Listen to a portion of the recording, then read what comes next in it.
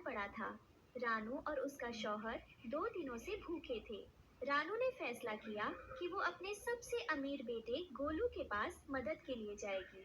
हिम्मत मत हारिए, गोलू का घर पास ही है। वो बहुत बड़ा अफसर बन गया है। उसके पास अनाज के ढेर है। वो अपनी माँ को भूखा नहीं सोने देगा। मुझे डर है रानू, कहीं हमें वहाँ से भी मायूसी ना मिले। रानू और उसका शौहर जैसे तैसे गोलू के बड़े महल जैसे घोंसले पर पहुँचे। वहाँ दाने की खुशबू चारों तरफ फैली थी। बेटा गोलू, दरवाजा खोलो लाल, देखो तुम्हारी अम्मी और अब्बा आए हैं। अरे, इस वक्त यहाँ कौन आ गया? माँ, आप और अब्बा भी?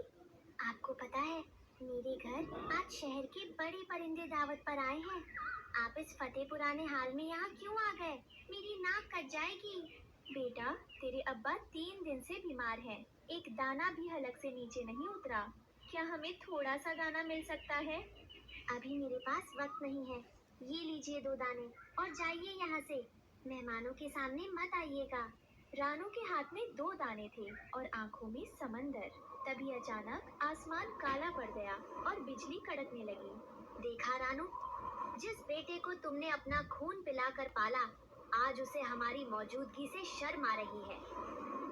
इससे तो अच्छा था कि हम प्यासे ही मर जाते। रोइए मत, शायद उसे अपनी जिम्मेदारी का एहसास नहीं। चलिए हम अपनी छोटी बेटी गुड़िया के पास चलते हैं। रानू अपनी बेटी गुड़िया के पास पहुंची, जो खुद एक गरीब घर में ब्याही गई थी। अम्मी, मैं आपको अंदर कैसे बुलाऊं? मेरे ससुराल वाले पहले ही ताने देते हैं कि मैं अपने मायके वालों पर लुटाती हूँ। अगर उन्होंने आपको यहाँ देख लिया तो मेरा घर बसना मुश्किल हो जाएगा। बेटी, बस सर छुपाने की जगह दे दे, बाहर तूफान आ रहा है। माफ करना अम्मी, मैं मजबूर हूँ। आप उस पुरानी गुफा में चले जाइए। तूफान अपनी शिद्दत पर था। रानू और उसका शौहर एक अंधेरी गुफा में दुबक गए। तभी वहाँ कालू कौवा आया। अरे रानू बहन, इस हाल में? और ये भाई साहब को क्या हुआ? कालू भाई, आज सबने दरवाजे बंद कर लिए। बस ये गुफा ही हमारा आखिरी सहारा है।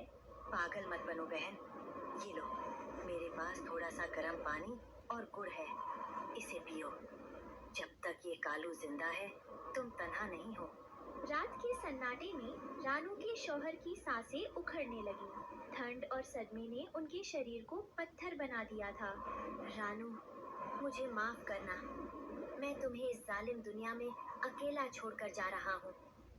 अपने बच्चों से उम्मीद मत रखना, वो अब तुम्हारे नहीं रहे। नहीं, मुझे छोड़कर मत जाइए। मैं किसके सहारे जीऊंगी? कोई है जो मेरी पुकार सुने? सुबह हुई। रानू ने अपने हमसफर को मिट्टी दी और अकेली ही निकल पड़ी। उसका अब कोई ठिकाना नहीं था। मौला, मुझे भी उठा ले। जिस ममता के लिए मैंने पूरी उम्र गुजार दी, आज वही ममता मुझे बोझ लग रही है।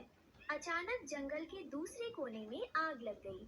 वही कोना जहाँ रानू के बेटे गोलू और कुकू के आलीशान घर थे। भागो भागो, गोलू और उसके बच्चे जाल में फंस गए हैं और आग चारों तरफ फैल रही है। रानू ने जब सुना कि उसके बच्चे खतरे में हैं, तो वो अपनी सारी कमजोरी भूल गई। वो आग की लपटों की तरफ दौड़ी। रानू बहन, मत जाओ, तुम जल जाओगी। वो बच्चे तुम्हारे लायक नहीं हैं।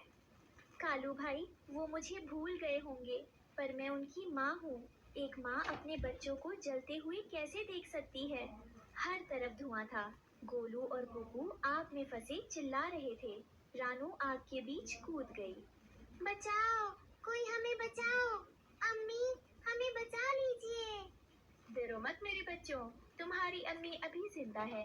बस ये थोड़ा सा जाल और तुम आजाद हो जाओगे। रानू ने अपनी चोंच और पंजों से जाल काट दिया। बच्चे बाहर निकल आए, पर रानू बुरी तरह झुलस चुकी थी। अम्मी, आपने हमें बचा लिया। हमने तो आपको घर से निकाल दिया था, फिर भी आप आई। बेटा, माँ का दिल कभी पत्थर नहीं होता। सब बच्चे रानू के चारों तरफ जमा थे। रानू की आंखें बंद हो रही थीं। अम्मी, हमें मुआफ कर दो, हम लालच में अंधे हो गए थे। हमेशा साथ रहना, एक दूसरे का सहारा बनना, यही मेरा आखिरी अरमान है।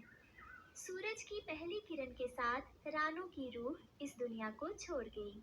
उसके चेहरे पर एक अजीब सा सुकून था। आज इस जंगल ने एक फरिश्ता खो दिया।